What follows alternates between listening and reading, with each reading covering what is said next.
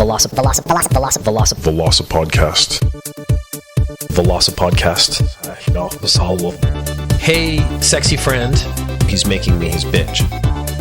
Maybe you want to get a piece of that. Pretty good. I want to talk about sexy teens. I was getting erections. It's a very creepy feeling.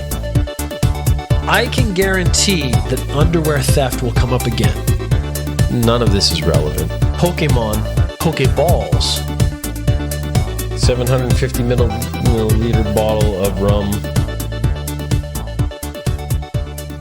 Welcome to the VelociPodcast, a study in monology. This is your grumpy Uncle Peter. He will say words at you. I've realized it's very difficult to get your life in order. And the big disruption for me was back in February. I got sick. I was in the hospital for basically the entire month of February. I was there for about 30, 40 days. The last 2-3 weeks of February and the first couple weeks of March. And then when I got out of February, there was some rehabilitation at home. The first thing to get myself back in order was to basically walk as much as possible so I could walk as much as I did before. Like walk to the station, walk home from the station, walk around at work, or do just the normal amount of walking. And I knew that was a lot. My phone had a pedometer on it. And then the next part was to actually get my work life in order. I meant to just go back to work and actually start trying to get, myself capable of going through whole days of work. Just surprisingly exhausting.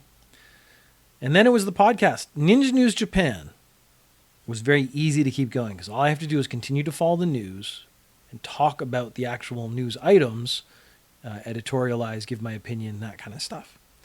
That's actually very easy to keep up with. And I realized like a lot of shows I listen to content-wise, the ones that are easiest to produce are the ones where you just get content from somewhere else. My brother and me, an advice show, they take listener questions, but you don't get a huge amount of input or content from listeners at first. So they were doing Yahoo Answers. Yahoo Answers recently shut down. So that would be like your main content source shutting down. And I actually took from their format and I was doing core questions when I was running low on material. But that leads, so Ninja News Japan was easy to keep going. Chunk McBeef Chest format-wise isn't so bad because it's one episode is C. McBee Reads. And C. McBee Reads, I just have to find content to read that's interesting and editorialized, just like Ninja News Japan, to be honest. It's just not news. And the other week is some kind of nerd topic that I can do relatively in-depth. Again, I'm trying to keep my podcast all around the 20 to 30-minute mark. C. McBee might go a little long, might go 40 minutes, 50 minutes, something like that. But since I've actually planned out just a single topic, and again, I'm just giving my opinion, once I've made a list of X amount of topics, that will take me through several months. VelociPodcast actually is the hardest one to do because I haven't had any thoughts or ideas, if I'm being honest. Getting your life in order means just organizing things, doing things, and it's all very mundane. And it doesn't leave you a lot of time for actual thought on things or ideas or anything like that.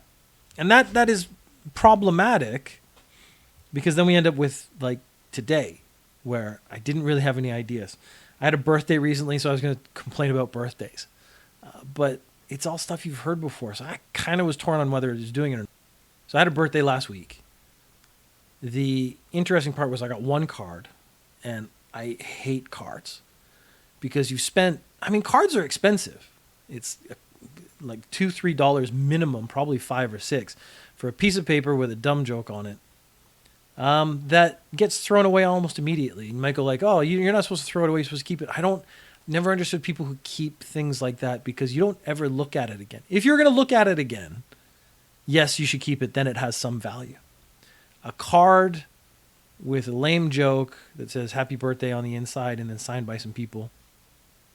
I'll look at it once. I do appreciate the idea, but I would actually rather you don't spend that money or create the waste. And it's actually weirdly the waste it creates that bothers me the most.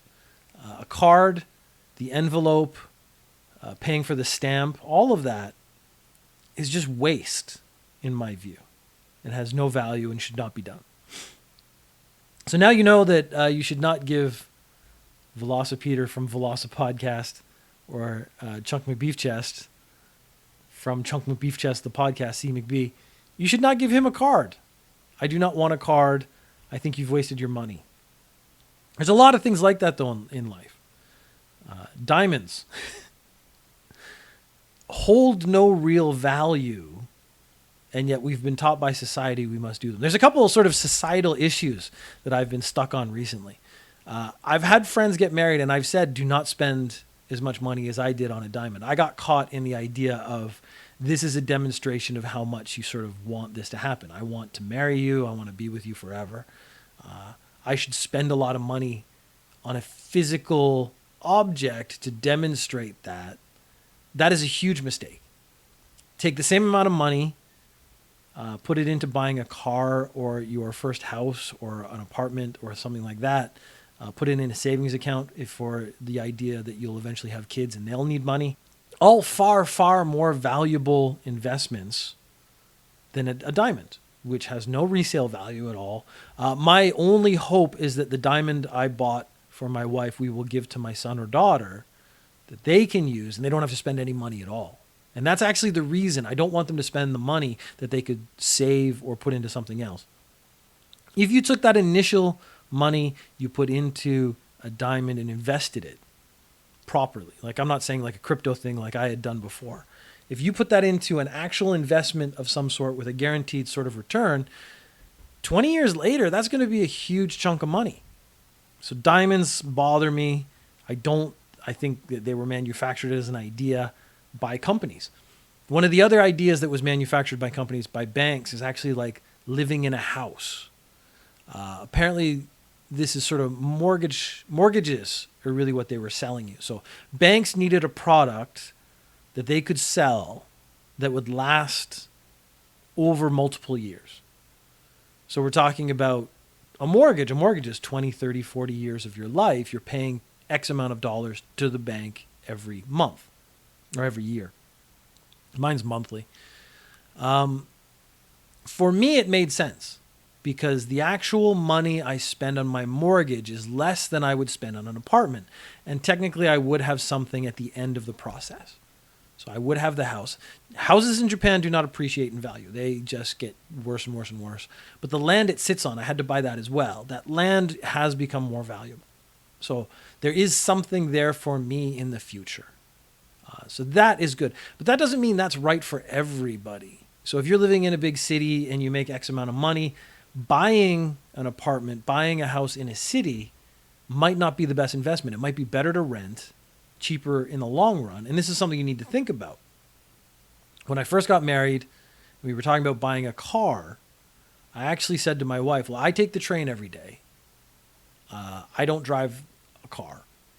We should sit down and calculate how much money we would spend on a car, on maintenance and insurance and gas and whatnot, and measure that out to how often you actually drive and whether or not it would be cheaper to buy, to get a taxi or rent a car if we were going to say like go on a trip. And that kind of math, people don't think about doing that first because it seems unnatural. Well, you don't just take a taxi everywhere, but if you don't go that many places, taking a taxi might be cheaper. So if taking a taxi is cheaper and you save money, why would you buy a car? The other thing that's bothered me, it's not the sort of the same, it has to do with waste though. And it's the idea that we as people are responsible for recycling. So this was explained to me by someone else, by actually a video on the internet. And it actually hit me that, yeah, this is true. I've been lied to because I'd bought into it. I was really big on recycling. I'd learned about aspirational recycling, which is what we do most of the time, which means most of the things we try to recycle do not get recycled. And that's actually a tough reality because, you know, you're separating stuff, you're washing stuff, you're doing everything right, and it still just goes to a landfill somewhere, which is very disappointing. But Coca-Cola is the best example because Coca-Cola produces more plastic bottles than any other company in the world. And anywhere you go in the country, I think every country in the world has a Coca-Cola is available. They've done some cool things, they put malaria medication on the inside cap of Coke, sealed, so it didn't mix with the Coke, because their distribution was so thorough that it could get to places in the world that other people couldn't. So they've done some good things. I'm not going to totally be disdainful of Coke, although it is a major corporation, and the only reason they did that was probably for the good press, not because it was humanitarian. But Coca-Cola produces more plastic bottles than any other company in the world. And they have been part of the promoting the idea that it's the end consumer that should be responsible for recycling, not Coca-Cola, the corporation. So you compare this to a car company. Car companies are held to standards for carbon emissions. So your cars, if they emit too much carbon, you get a penalty, or you can't sell your cars anymore. If they have to be held to a standard. They can only produce so much within a certain year. Your engines have to be so efficient as they only produce so much carbon naturally, through daily usage. And there are penalties and problems if your cars produce more. That's why all the cars are moving towards electricity. Sorry, just lost all my words for a second. And that is because governments are imposing rules and restrictions, and people as a society are saying we should have cleaner cars. The completely opposite idea, so the consumer is still responsible, I have to choose a gas engine or a hybrid car or a fully electric one, but the choices are clearly shifting because people have those choices in place. When it comes to plastic bottles, people think, I'll wash it out and I'll throw it in the recycling bin and it'll get recycled, and I've been a good person, and that's my responsibility. Coca-Cola, the company, is being held to zero responsibility for producing bottles with less plastic in them, or producing bottles that are more easily recyclable, or switching materials to something that is better for the environment. Or, this would be my actual idea, is force Coca-Cola to open or create recycling plants where they take in their own bottles and have to recycle them. And if they don't do that, then you don't get to produce Coca-Cola anymore. And then an addict like me wouldn't get his Coke, but at the same time, it would be more of a punishment to Coca-Cola. But somehow they've finagled the whole world. They've thrown one over the whole world to believe that it isn't their responsibility to recycle the plastic bottles that they produce. It is the end user who buys them. I think the end user should be fairly responsible and put them in recycling bins. But a company like Coca-Cola, they should be doing the recycling. And I think very quickly you would find they stop using plastic bottles, because I know that plastic bottles actually are very difficult to recycle. They probably go back to cans. Aluminum cans can be recycled hundreds and hundreds of times before they lose enough integrity that they can't be really recycled anymore. But if that's the case, then we should be forcing Coca-Cola Corporation into actually doing that. So maybe I've had my birthday and I'm unhappy. I've been trying to get my life back together, and I really wanted to get the podcast back in order. I do another one that doesn't relate to anything. So there's Ninja News Japan, C McB, VelociPodcast. They're all kind of the same family of podcasts. I do one more called Sounds Great English that is just for English students. So basically, if you're listening to this, you're probably not interested in that. I haven't even started that back yet, and it's been 3-4 months. And so you can see that I realized it took me years to organize my time and myself to a point where I could do 2 podcasts a week every week successfully. Even then, there were still problems, but it was usually a week or 2 weeks off. I've been able to get them back, but again, my thought is, are they the same quality? Are they good enough? I am one of those people who is self-critical to the point where nothing is really good enough. Everything I want to do, I want to redo. I've had the idea of redoing the first 100 episodes of VelociPodcast again and throwing those up somewhere. Because all those ideas are good, but I remember my very first 2 or 3 podcasts, they were all under 5 minutes. I was just trying out this as a format, as an experiment. It's grown a lot since then. So I feel like I could do all those topics better now. Those first 100 podcasts are not available on the internet. So I feel like I wouldn't be punishing that many people. There's only a very small group of people who've been with VelociPodcast from the beginning who are either still listening or would actually remember those first podcasts. But now that I've kind of learned how to do it, I've expanded the formats. I now stream on Twitch and then take that audio and put that on the internet. So you can now get it on Twitch. I should promote that more often. Twitch.tv/chunkmcbeefchest. I've kind of gone with a little bit of rebranding for all of the stuff since I bought the Chunk McBeefchest domain name. I wanted to make a podcast that was easier to remember the name. So C McBee was very easy. So now, and then you can go to YouTube. If you search for VelociPodcast, all the Twitch videos, I edit those down into the podcasts and they get posted there. And now you get that plus the audio. Now, the audio format is still my primary thing, so I don't do a lot of visual stuff. The visual aspect of YouTube and Twitch is probably not that exciting, except if you join the Twitch stream, like if you had done that today, you've gotten 15 to 20 minutes of Dave shenanigans before I even was able to sit down and get started. Honestly, probably the bit that people like the most. If you were on Twitch, you might switch over or stop after the Dave content is stopped and I started talking, because it is just me sitting in a chair talking.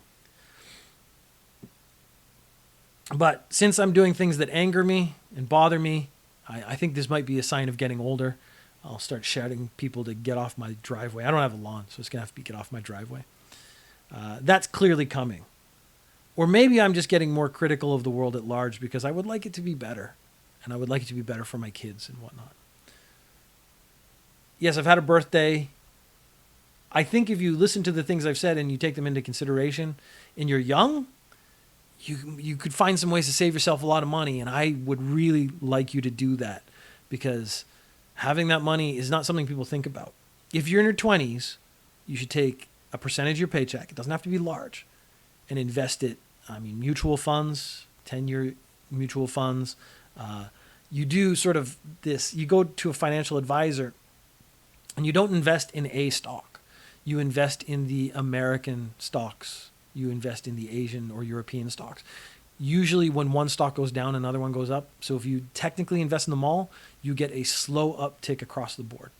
That is your fatherly advice from a very old man now, who sits here stroking his dog like a Bond villain. As it is my birthday week, I thought it was appropriate that I spend another, or at least part of another episode, shitting on Steven Seagal.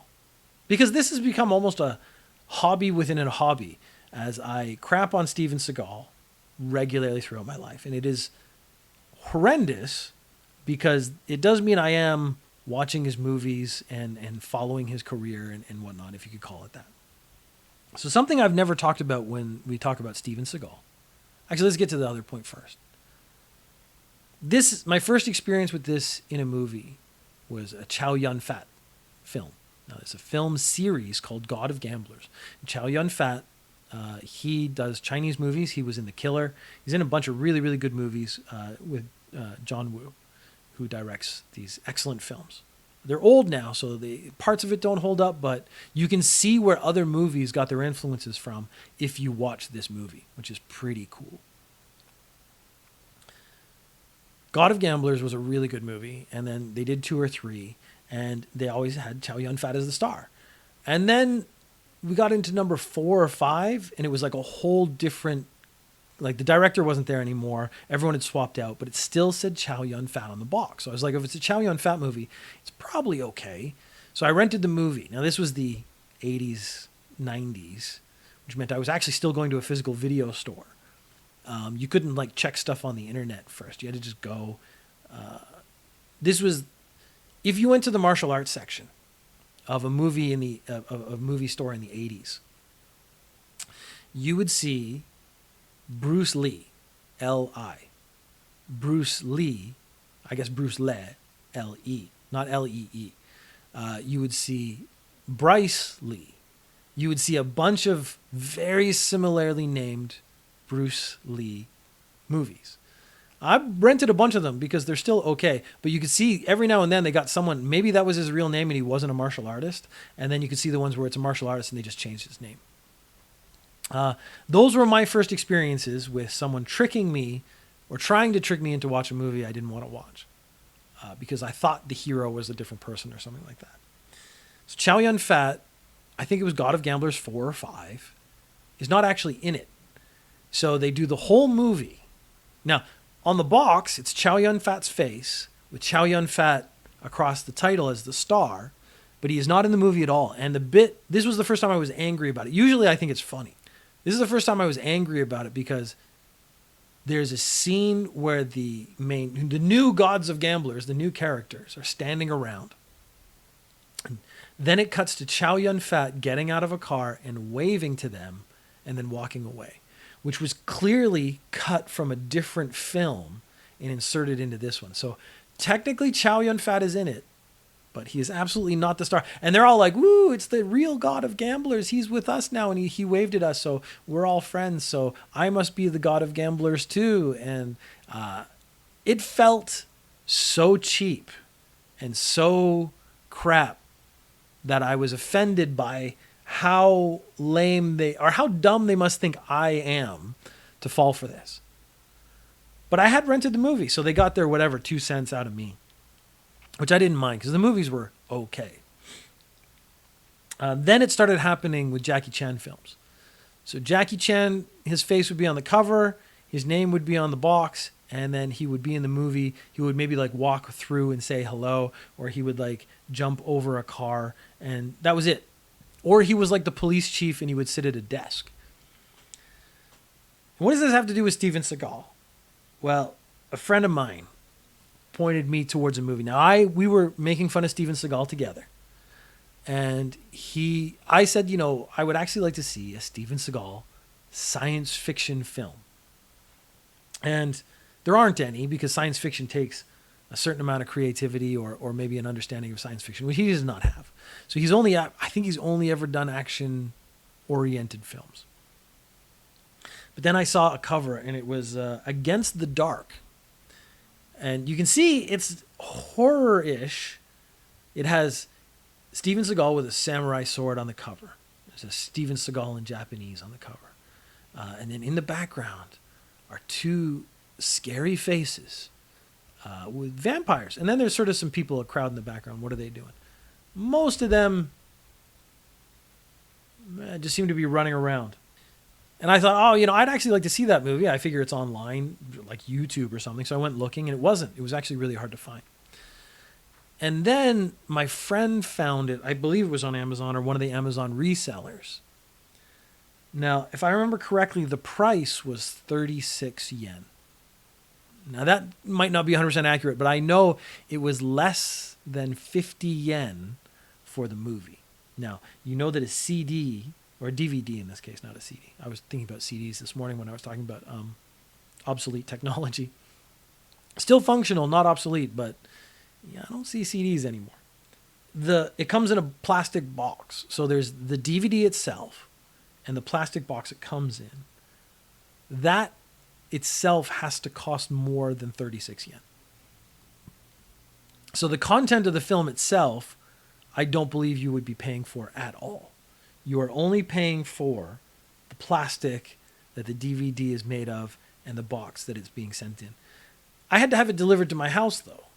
And the cost of the delivery, I believe, if it was 120 yen. So I was paying at least 3 or 4 times more than the actual DVD itself just to have it shipped to me, to have someone carry it to my house. That felt fair. If I'm going to pay you to carry garbage, like a bag of poop from point A to point B, the money you get paid should be significantly more than the value of the actual poop. Now, how do you put on poop? Well, poop, its inherent components means that it's worth something. Like you break down the human body into its component parts, there's a certain amount of iron or something in there. That'd be worth, 50 cents. You've seen it on the internet. If you go like, how much is a human body worth by elements? It's like a couple $100. There's something there. So your poop has stuff in it. So that stuff has inherent value. But you should be getting paid a significantly larger sum of money to move that poop from point A to point B. So I did not feel bad about paying more for the shipping. Then the movie arrived and I watched it and I realized this is clearly filmed in 2 parts. So this would be one of those films where Steven Seagal probably agreed to a single day of shooting. So if I can't get this done in one day, I'm not doing it at all. And that's really important, because what you have is a movie. And the movie stars other characters who are not mentioned on the cover of the DVD. The cover of the DVD only mentions Steven Seagal. There's no English on it, so I can't read you like the description of the movie. But it's basically about a group of survivors trying to get out of this hospital. This hospital has one of the weirdest, scariest logos. Like, Umbrella Corporation seems a little evil with the red and black umbrella. This one took it to like an extreme where like why you would choose that as the logo for your hospital makes no sense at all. That was actually a weird sticking point for me, because they paid for the graphic. So they showed the graphic about 7 or 8 times in the movie, and I wasn't having it. I'm like, there's no way a real hospital would have a graphic that evil. So there is an underlying implication that the outbreak of, and they say vampires in the film, but the vampires are clearly zombies. They chase after people. They don't have a budget for special effects. So, I mean, once you get some blood on your face, that's pretty much the end of the special effects budget. So they're not flying, they're not jumping around, they're not even like climbing on the ceiling. They couldn't, turn the camera upside down and make the hallway look like it was upside down. So someone's climbing on the ceiling. It's one of those cases that I get very annoyed by, because it's a case of the people planning out this movie. Because you have to have some planning before you make any movie. Doesn't matter how cheap it is. And they're like, we're going to have everyone be vampires, but we can't do any vampire stuff other than have sharp teeth. And I'm betting those sharp teeth that the characters had were shared. I mean, I bet they were cleaned, but I'm pretty sure they were shared amongst the actors, which is a scary thought now that we've hit our 4th wave of COVID in Japan. Just had a thought of that could be the source of transmission, is shared teeth on an acting set, and then all the actors get the real disease, and it spreads out into the world from there. I was thinking about zombies as well, which was probably a mistake. Zombies, this was, I think, might go into a C McB episode, but it doesn't really make sense for zombie outbreaks to be as successful as they are, because usually the transmission is via bite, so it's usually from saliva. It wouldn't be hard to cordon off an area and shut that down if you only had a few zombies. So once someone like lost their mind in a hospital, locking them in a room wouldn't actually be the hardest thing to do. And then, of course, they always show like mistakes are made, and that's how. But it seems like it would be a lot easier to contain than they do in the movies. I think that's why most movies don't show you the beginning of the zombie outbreak, because it would actually make a lot more sense. They pop 5, 6 zombies or a small crowd, and that's actually the end if it's not airborne. But if it's airborne, then everyone gets it right away. I guess you could have the situation where some people are generally immune or carriers or something like that. But again, that would take some thinking. Anyways, in this movie, they kept saying they were vampires, but they do not behave at all like vampires. And they hadn't set up any vampire rules. Rules are a very big thing for me in my horror fiction kind of stuff. You have to have the rules set out in the movie, and then they have to follow those rules. This movie happens over the course of a single night, so we don't know if these vampires, which are obviously zombies, are affected by sunlight or whatever. But it's an infection, and it turns you into a zombie vampire, and they eat people. And the opening of the film has a kid, for some reason, running away from a pack of vampires. Vampire zombies, zombies. And that also makes no sense. Why is that kid out there by himself? And then the team of vampire hunters, led by Steven Seagal, jumps in, and Steven Seagal kind of like swings his sword around a bit. He's not trained in this. He swings his sword around a bit, and then he has some cool lines. By his standards. I think he may have written this part himself. We're not here to decide who's right or wrong. We're here to decide who lives and dies. That line is the first line that Steven Seagal says in the movie. It's at the 4-minute mark. We're not here to decide who's right and wrong. We're here to decide who lives and dies. Is a line that doesn't make any sense. I'm sure he thought it sounded cool when he saw it written on the page. It doesn't actually sound that cool. And he's now gotten to a point where he doesn't speak lines clearly. He mumbles. There was a couple of movies I talked about previously, and I played one of the parts. And one of the parts was him talking about a gun, and it was barely audible. That you couldn't actually hear what he was actually saying about the guns, which was weird. But of course, at this point, Steven Seagal's probably paying for most of the movies he's in, so you can't really tell Steven Seagal to like do another take, or hey, we haven't mic'd you up properly, or could you speak clearly, sir, because you sound insanely stupid right now because no one can understand what you're saying. So the movie is actually two mini movies cut together. So the Steven Seagal movie, we were vaguely keeping track of his screen time. And the movie is 133 minutes long. I'm not counting like the end credits and stuff. Steven Seagal, in total in film, screen time is only about 4 minutes. So what they've done is set up, hey, Steven, come in for this one day. We'll have you walk through the halls we've set up to actually film the actual film with the other actors who are going to have like lines and supposedly a story arc and whatnot. We'll have you walk through the same hallways. Some vague vampire monster people will run up to you. You'll swing your sword around. They'll fall down. We got a couple fake heads. We'll roll those across the floor. We might splatter some blood. Your amazing zombie hunting team, a couple of them are going to die namelessly. You'll show some emotion when that happens. He doesn't. So a couple of the characters, they're supposed to be like a team working together, and I assume care about each other. I also assume they've been doing this together for a long time. So, you know, there should be some emotion when one of them dies. Basically, one of them dies, he goes, huh, turns around and walks away. I mean, that's it. There's no sort of main idea or value to the death of a character. He's just like, oh, well, we're down one. Let's keep going. He's supposed to be saving the survivors who are in this hospital. There's regular intervals where they talk to a like military base that's off site. And they're talking about like, you got to get him out soon. I forget why. I think they're going to blow up the building or something. I actually forget. Steven Seagal basically doesn't interact with any of the actual main characters of the film because he's not the main character of the film, just like Chow Yun-fat was, just like Jackie Chan wasn't. He's not really the main character. He's just in there for the name recognition. At no point does Steven Seagal in this movie run.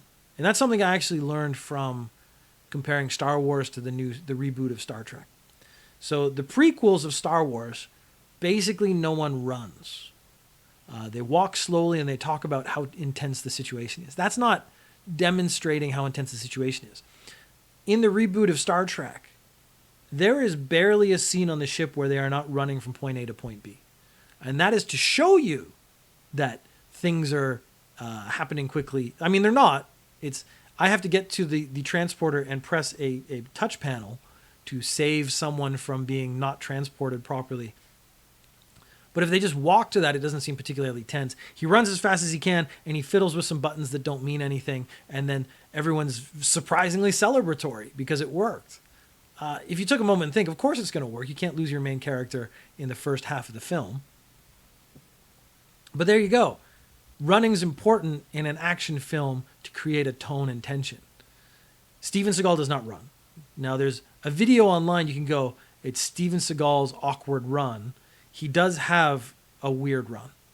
And it's something I actually have also said about Jim Kata, which I mentioned in Ninja News Japan earlier this week, so maybe that's on my mind as well.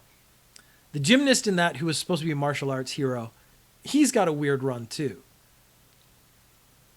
But what you have is a full movie, poorly acted, of survivors trying to get through the night to get to a place to not die. There's a little subplot of one of the vampires sort of experimenting, trying to make his daughter vampire more powerful. It's sort of the next evolution. I almost forget because it's so quick and pointless, because they just kill that guy and then they move on. Characters get picked off one by one. None of it's surprising. You lose track of who's who because they have to flip back and forth between scenes.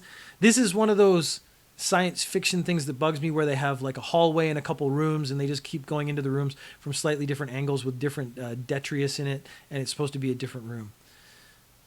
I mean, I get it. You don't have a lot of money to make your movie. You have a single soundstage. You have maybe a week to film it and then a couple weeks to edit it together. You got Steven Seagal for one day, so we're going to film all his in that one day.